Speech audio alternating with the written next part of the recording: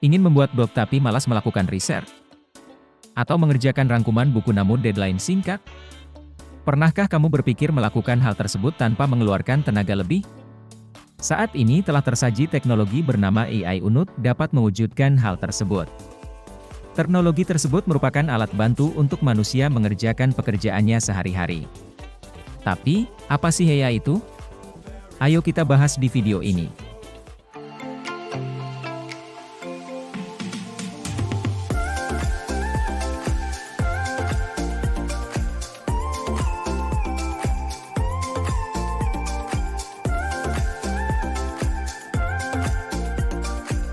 Hai Sobat 5, balik lagi sama Minlo di sini. Di video kali ini, Minlo akan membahas mengenai 5 hal yang harus kamu ketahui tentang AI. AI atau Artificial Intelligence adalah teknologi yang memungkinkan komputer atau mesin melakukan tugas-tugas seperti manusia, seperti mengambil keputusan dan belajar.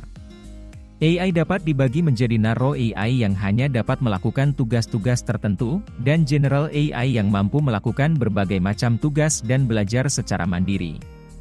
AI telah banyak digunakan dalam berbagai bidang, namun juga menimbulkan kekhawatiran tentang masa depan manusia dan pekerjaan yang mungkin akan tergantikan oleh mesin.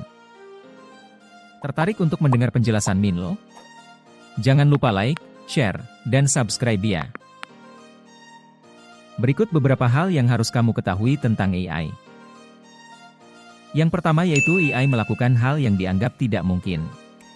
AI dapat melakukan banyak hal yang sebelumnya dianggap tidak mungkin dilakukan oleh komputer, seperti mengenali wajah dan bahasa manusia dengan tingkat keakuratan yang tinggi. Ini dilakukan dengan menggunakan teknologi machine learning dan deep learning, di mana komputer belajar dari data yang diberikan kepada mereka untuk melakukan tugas tertentu.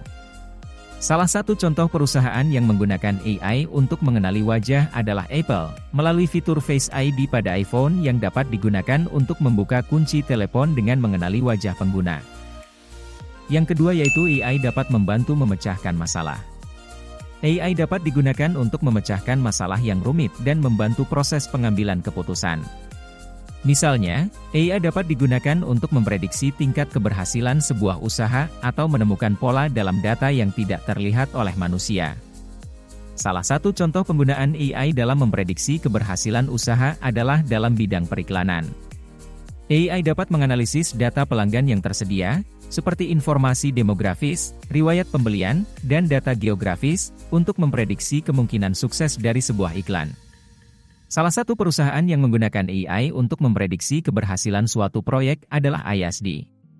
ISD telah bekerja sama dengan perusahaan minyak dan gas ExxonMobil untuk mengembangkan sistem AI yang dapat memprediksi keberhasilan suatu proyek eksplorasi minyak dan gas. Yang ketiga yaitu terdapat berbagai jenis AI. Ada berbagai jenis AI yang berbeda, seperti machine learning, deep learning, dan natural language processing.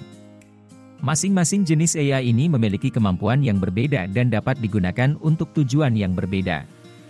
Machine learning adalah suatu teknik yang memungkinkan komputer untuk belajar tanpa diberi instruksi secara eksplisit, sementara deep learning adalah salah satu jenis machine learning yang menggunakan jaringan saraf tiruan untuk belajar dari data. Natural language processing adalah teknologi AI yang memungkinkan komputer untuk memahami dan menangani bahasa alami manusia. Dengan adanya NLP, manusia akan terbantu dalam pengambilan keputusan yang akurat dan efisien. Yang keempat yaitu AI meningkatkan produktivitas. AI dapat membantu meningkatkan produktivitas dan efisiensi dalam berbagai bidang, seperti manufaktur, perdagangan, dan perawatan kesehatan. AI dapat digunakan untuk mengontrol dan memantau proses produksi di manufaktur, menganalisis data pasar dan memprediksi pergerakan harga di perdagangan, atau menganalisis data medis dan menentukan diagnosis terbaik untuk pasien di perawatan kesehatan. Contoh perusahaan yang menggunakan AI di bidang medis adalah Enlitic. Enlitic mengembangkan sistem AI yang dapat menganalisis gambar medis, seperti radiografi atau MRI, dan memberikan diagnosis yang lebih akurat dan cepat daripada dokter. Yang terakhir yaitu kekhawatiran AI di masa yang akan datang. Salah satu kekhawatiran tentang bagaimana AI akan mempengaruhi lapangan kerja di masa depan adalah kemungkinan AI akan menggantikan pekerjaan yang dilakukan oleh manusia. Salah satu contoh adalah AI dapat menggantikan pekerjaan yang dilakukan oleh manusia di bidang manufaktur, karena dapat melakukan banyak pekerjaan dengan lebih cepat, akurat, dan efisien. Hal tersebut dikhawatirkan akan menggantikan manusia sebagai tenaga kerja. Oleh karena itu, perlu adanya strategi yang tepat untuk mengelola transisi ke arah penggunaan AI yang lebih luas di lapangan kerja manufaktur, agar manfaatnya dapat dinikmati oleh seluruh lapisan masyarakat. Nah, gimana penjelasan dari Milo? Udah jelas belum?